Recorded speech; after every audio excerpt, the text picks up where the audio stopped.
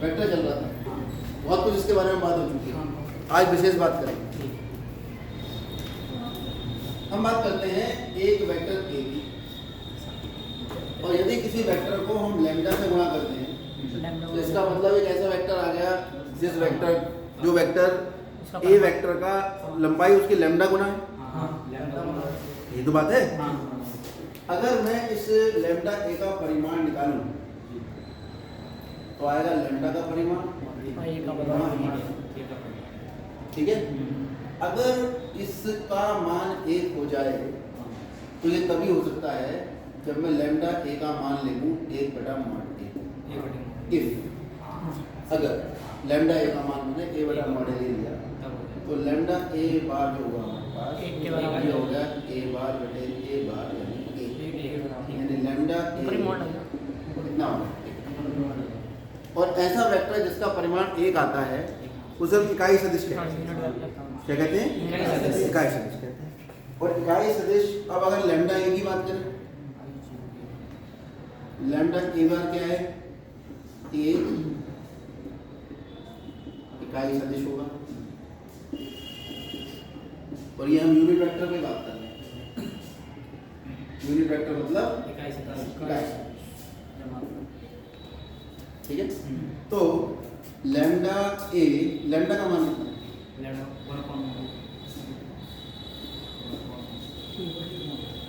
ऊपर मॉड समझो बात को, यहाँ लैम्डा का मान कितना निकल गया है? लैम्डा का मॉड लगाओ चाहे लैम्डा लिखो, क्योंकि लैम्डा तो अदिश राशि है, अदिश राशि पे मॉड लगाने से प्लस हो जाती है, उसके अलावा उसका और कोई विशेष जरूरत नहीं है। लैम्डा लिखो चाहे मॉड ए लिखो, तो लैम्डा का मान तो कितना मान लिया मैंने, तभी तो ये इकाई सदिश आया, ठीक है। अब इकाई यानी कि ये लैम्डा ए है, ये इकाई सदिश होगा यदि लैम्डा बराबर 1/a। ये बात अच्छे से समझो, लैम्डा एक इकाई सदिश होगा यदि लैम्डा बराबर 1/, तभी तो ये 1 आया, ठीक। तो अगर लैम्डा ए वेक्टर में निकाल रहा हूँ, लैम्डा ए का मॉड नहीं निकाल रहा हूँ। मॉड का मतलब लैम्डा का परिमाण, मॉड का मतलब क्या होता है? परिमाण।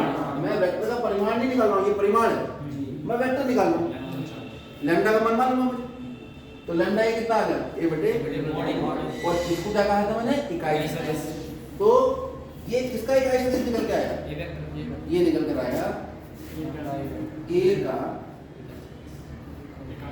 इकाई सदिश, क्योंकि जब हम इसका मॉड करेंगे तो 1 आएगा, मॉड का मॉड मॉड और इसका मॉड दोनों करके 1 आएगा। और ऐसे वेक्टर जिनका मॉड 1 आता है उसे क्या कहते हैं हम? इकाई सदिश। तो किसी वेक्टर का इकाई सदिश हो गया a/। इसको लिखने का तरीका होता है वेक्टर ए के ऊपर कैप लगाना। ज्यादातर 99% बच्चों को इकाई सदिश इतना ही बताया जाता है। इकाई सदिश होता है बेटा, उसके ऊपर कैप लगा दो, a/mod। कोई वेक्टर बटे उस वेक्टर का मॉड क्या कहलाता है? इकाई सदिश कहलाता है। यहीं से कहानी आगे बढ़ती, ठीक है। यहाँ से आपको ये पता लगे इकाई सदिश आया कहाँ से। ऊपर की बात जिसकी समझ में आ गई बहुत अच्छी बात है, नहीं तो जैसे सब पढ़ते हैं यहीं से पढ़ना शुरू करो। किसी वेक्टर का इकाई सदिश का मतलब होता है वो वेक्टर बटे उस वेक्टर का परिमाण, मॉडुलस ऑफ द वेक्टर, ठीक है। यहाँ से अगर आप इसका परिमाण निकालने की कोशिश करोगे तो एक ही आएगा,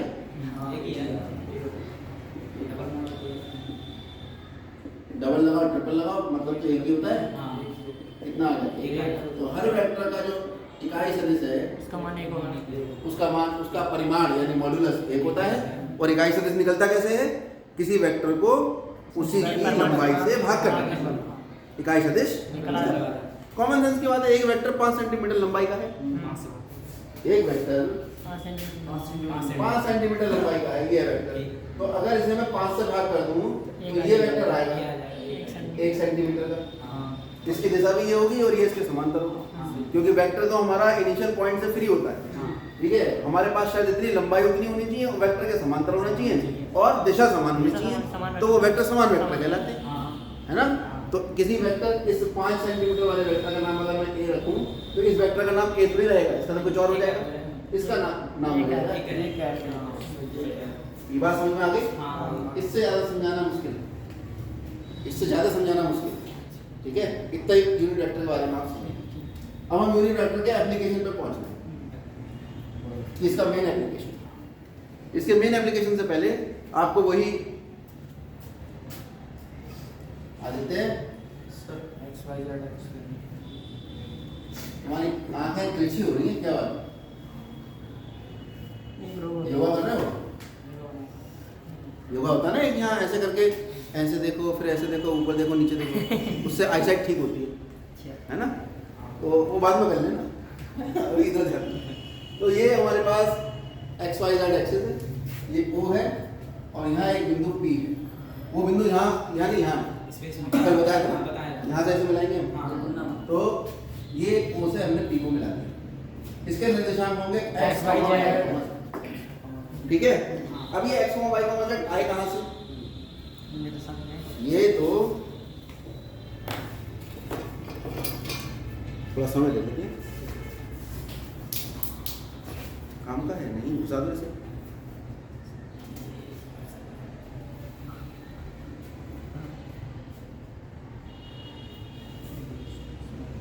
ये बन गया आपका XYZ एक्सिस, ठीक है। तो हमारा जो वेक्टर है वो यहाँ है, ठीक है। इसे छोटा कर दो और छोटा लो, पेंसिल है छोटी।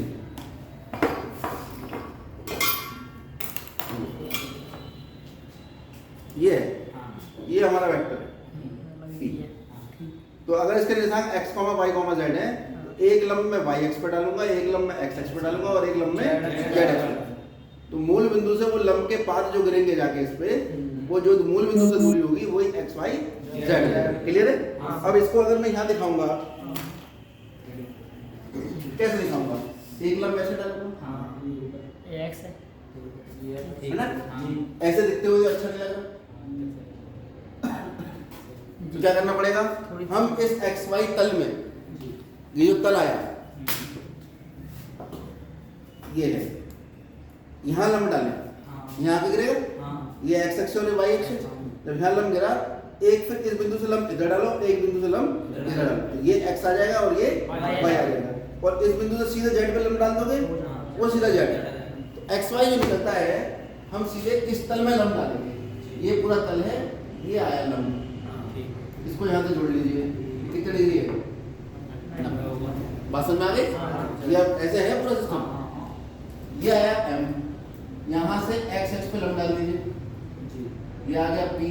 एक y अक्ष पे लंब डाल दीजिए, ये आ गया, और एक z अक्ष पे लंब डाल दीजिए,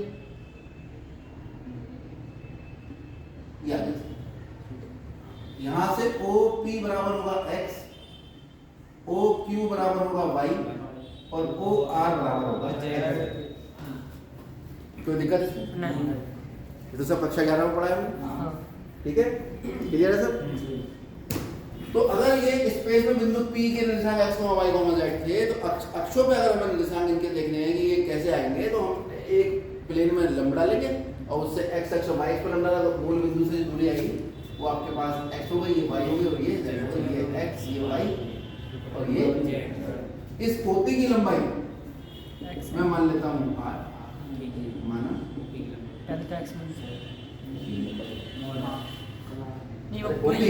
OP, अच्छा P ये आ गया, P लगा, कोई बात नहीं, P Q R S तो 26 है हमारे पास, ठीक है? क्लियर हो गई बात? OP की लंबाई हमने मान ली r। अब ये जो अक्ष है x अक्ष, ये भी तो वेक्टर है। x अक्ष तो एक विशेष दिशा है ना?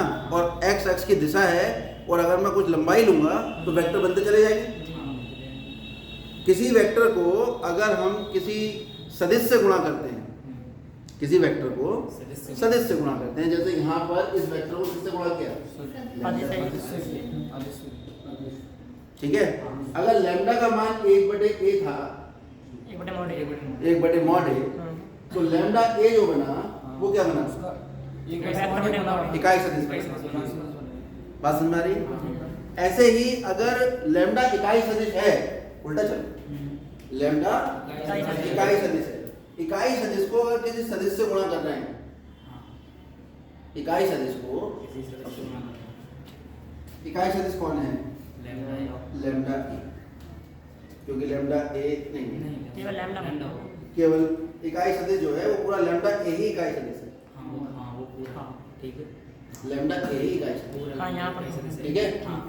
ध्यान से देखो, अगर लैम्डा ए को गुणा कर दिया जाए मॉड ए से, हाँ ठीक है, तो लैम्डा का मान कितना था? 1 मॉड ए गुणा ए गुणा मॉड ए, मॉड ए कट जाएगा।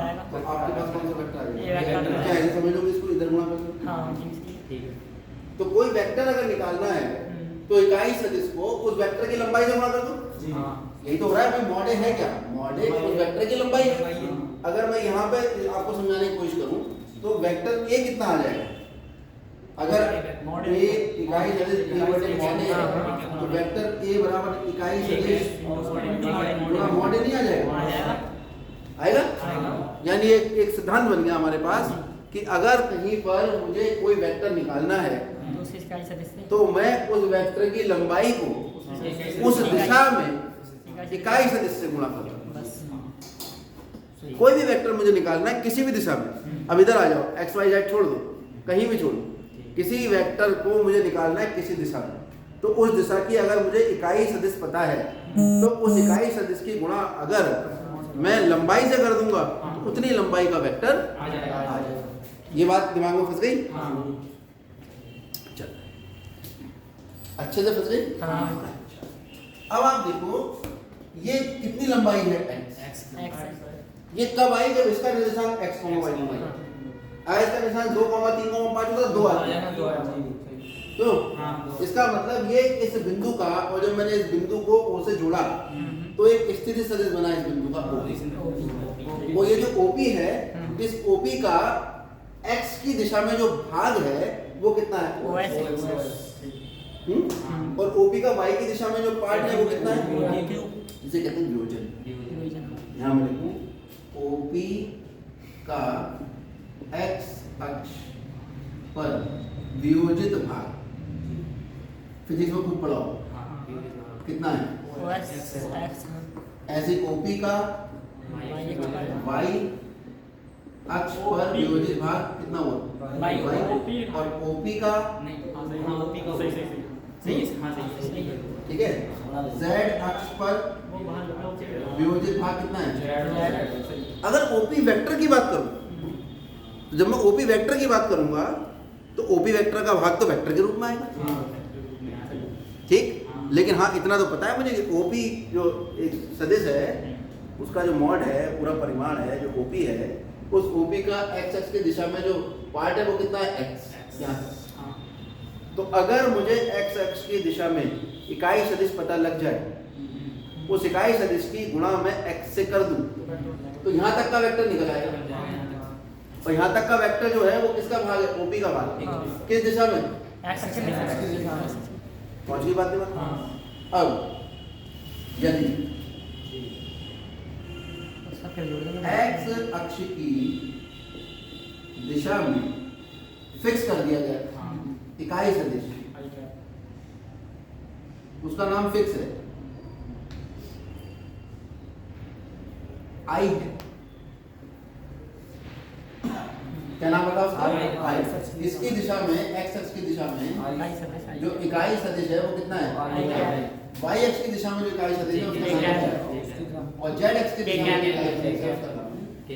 ये फिक्स कर दिया गया, किसी ने बताई होगी मेथड, उसका मन i j के रखा, ठीक है, p q r नहीं रखा, a b c नहीं रखा, मन में याद होगा कि i j के कहाँ से आ गया, ठीक है। तो जब आप किसी की बताई हुई बात पढ़ रहे हैं तो उसकी बताई हुई बात को ही याद रखना पड़ेगा, ठीक है। और y अक्ष की दिशा में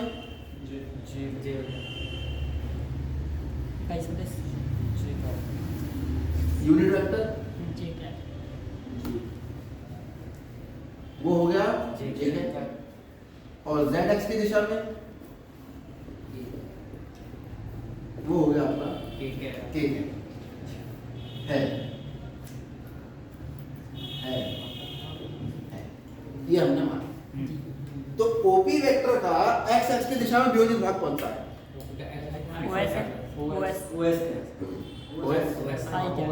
मान कितना होगा?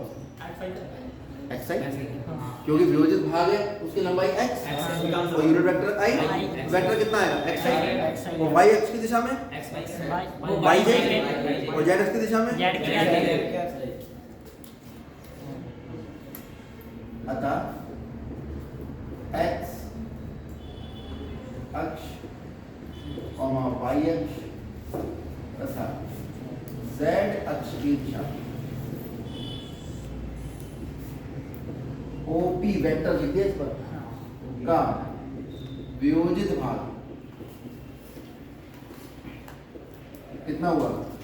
एक्स XI आई क्या? क्या Y ये क्या? जेड के क्या Z के क्या? तो OP वेक्टर कितना होगा? x की दिशा में वेक्टर प्लस प्लस वाई के क्या y अक्ष की दिशा में वेक्टर प्लस हाँ और दिशाएं होती और दो दिशाओं में होता दो पहले तीन ही तो हुई। ठीक है, तीन दिशाओं में पढ़ ले तीन करेंगे तीन का क्योंकि x अक्ष का कनेक्शन x अक्ष से x का y पे कोई इम्पैक्ट नहीं है। कहाँ है x अक्ष अलग काम कर रहा है, y अक्ष अलग काम कर रहा है, पूरी फिजिक्स ही आपके ऐसे चल रही है। हाँ ये अलग बात है कि हम लोग ध्यान बहुत कम देते हैं, हम लोग इस बात पे ध्यान देते हैं कि समझ में आना चाहिए। समझ में आना किसे कहते हैं हम कि भैया मॉड कैसे निकालते हैं, आई जे के क्या होता है, उसका गुणांक क्या होता है, ठीक है। जबकि इसने अंदर पहले पढ़ने के बाद अगर फिजिक्स पढ़ोगे तो आपको समझ में आएगा कि बल का जो प्रभाव x अक्ष पे जा रहा है वो उसका जो x निर्देशांक है वो है, जो y अक्ष पे जा रहा है वो y निर्देशांक है, z पे जा रहा है z निर्देशांक है, उसे आई से गुणा करा तो उसका प्रभाव निकल आया वेक्टर का, समझे। चलो आगे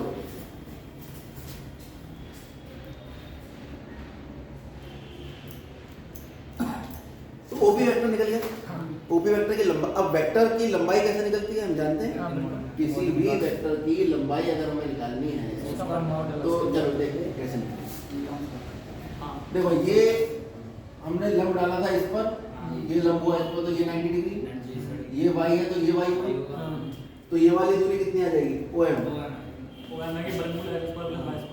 OM आ जाएगी वर्गमूल x square plus y square, Pythagoras theorem लगा दो, नंबर इसका कोण का वर्ग बराबर लंब का वर्ग प्लस आधा, और एक ये त्रिभुज दिख रहा है पर 2 डायमेंशन 3 डायमेंशन को।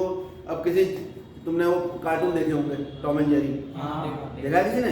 अक्सर उनमें एक सीन आता था कि वो बिल्ली भाग रही होती थी, उसके ऊपर से कारवां निकल जाती तो वो सड़क पे चिपक जाती है, तो उसका मुंह कैसा दिखता था?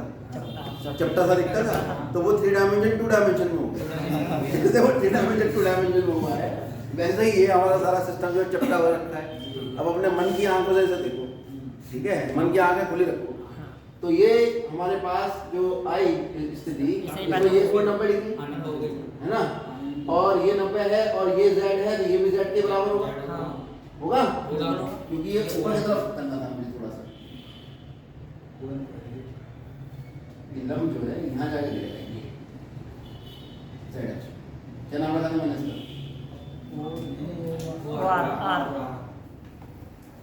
समझ आया? अभी दोनों बराबर लग रहे होंगे, ठीक है। तो ये अगर z है तो ये भी Z z होगा pm, और अगर ये z है ये 90 डिग्री है तो z स्क्वायर प्लस ये स्क्वायर बराबर OP स्क्वायर, ठीक है। अगर इस त्रिभुज की बात करें OP जो है वो आ जाएगा वर्गमूल इसका वर्ग कितना आएगा x square plus y square plus ये कितना है OP जो है वो निकल आया वर्गमूल,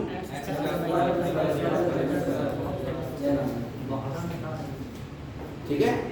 और ये किस बिंदु से आ रहा है? इस बिंदु से। तो हमें जो बताया जाता है, हमें भी यही बताया जाता है, वो ये बताया था कि अगर कोई बिंदु x, y, z है, ठीक है, तो उसकी अगर मूल बिंदु दूरी निकालोगे तो वर्गमूल x का वर्ग x निर्देशांक का वर्ग प्लस y निर्देशांक का वर्ग प्लस z निर्देशांक का वर्ग। और यहाँ से समझाया गया कि ये जो OP वेक्टर है इसका जो मॉडुलस है वो OP है, इसलिए ये x square plus y square plus. और इस कहानी को समराइज कर दिया जाता है यहाँ से कि यदि एक वेक्टर OP हमारे पास है xi plus yj plus zk, और इस OP वेक्टर का अगर मॉडुलस निकालेंगे तो वो निकल कर आएगा x निर्देशांक का वर्ग प्लस y निर्देशांक का वर्ग प्लस। क्लियर हो गई बात? ये सब कहानी P के स्थिति सदिश पे चल रही है, ठीक। लेकिन अगर हमें वेक्टर की जगह दो बिंदु दे रखे, एक बिंदु की जगह दो बिंदु दे रखे होते हैं, ठीक है, मार्कर है तो हल्का पड़ गया। 2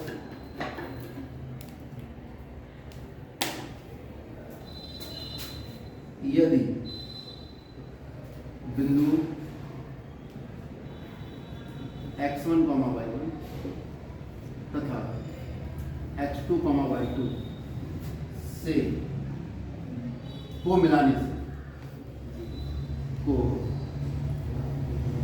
मिलाने से प्राप्त वेक्टर या सदिश नियम बना लीजिए। ठीक है, नियम भी पलट गया। पहले लिखना था सदिश, फिर लिखना था वेक्टर सदिश।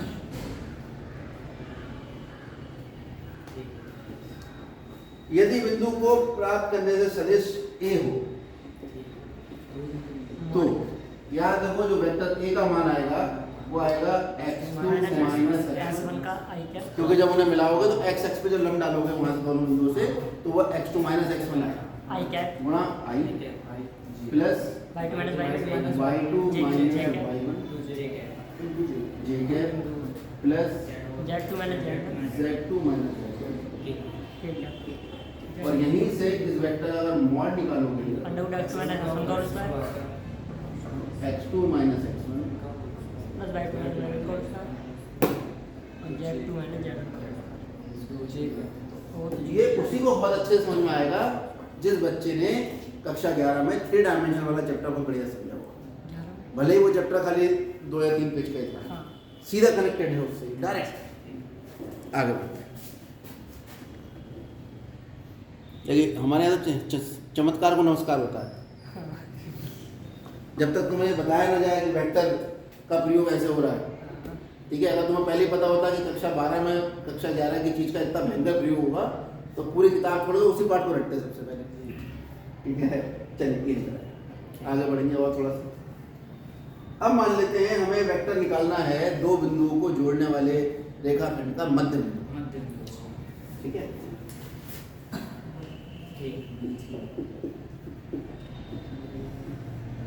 एम बी प्लस एन वो अंतखंड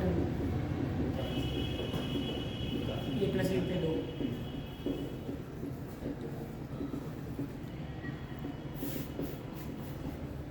दो बिंदुओं को मिलाने वाली रेखाओं का ये है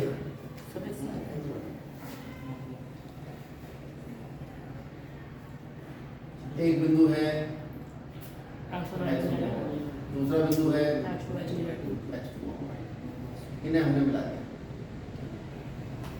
ठीक है, इसका नाम A, इसका नाम, इसके मध्य बिंदु का निशान क्या है?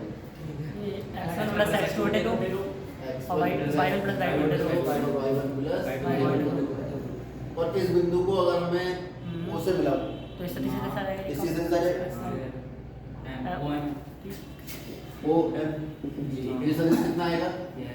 x1 प्लस x2 बटे 2 i plus y1 plus y2 बटे 2। ठीक है,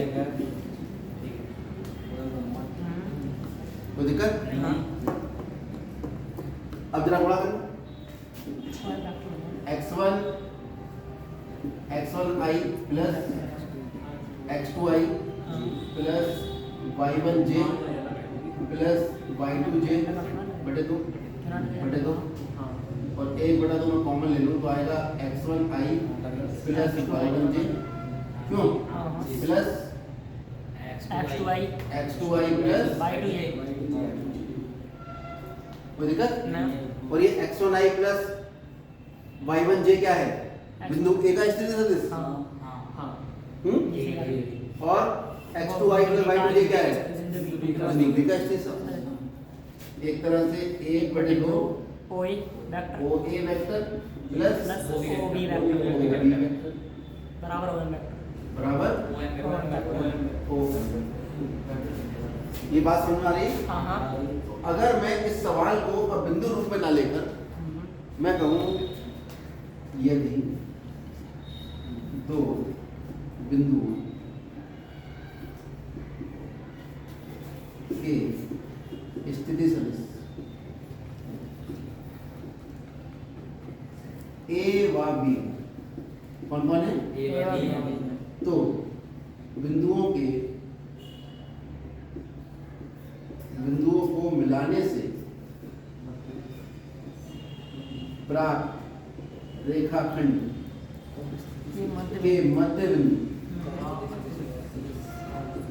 का स्थिति सदिश कितना हो ए जाएगा? बटे 2 ए प्लस बी ए बटे 2 होगा a प्लस बी। ए बटे 2 ठीक है होगा ये बात समझ में आ रही? हाँ क्लियर है? जी तो अब एक जनरल कंसेप्ट बन गया कि अगर किसी दो बिंदुओं का स्थिति सदिश दे रखा है हमें, उन्हें मिलाने वाले रेखाखंड के मध्य बिंदु का स्थिति सदिश चाहिए, तो वो दोनों सदिश का योग बटे 2 होगा। ठीक, इसी को थोड़ा और आगे ले जाऊंगा मैं, इसको थोड़ा और आगे ले जाता हूँ। मैं कहता हूँ कि इस बिंदु का स्थिति सदिश जो है O के सापेक्ष A है,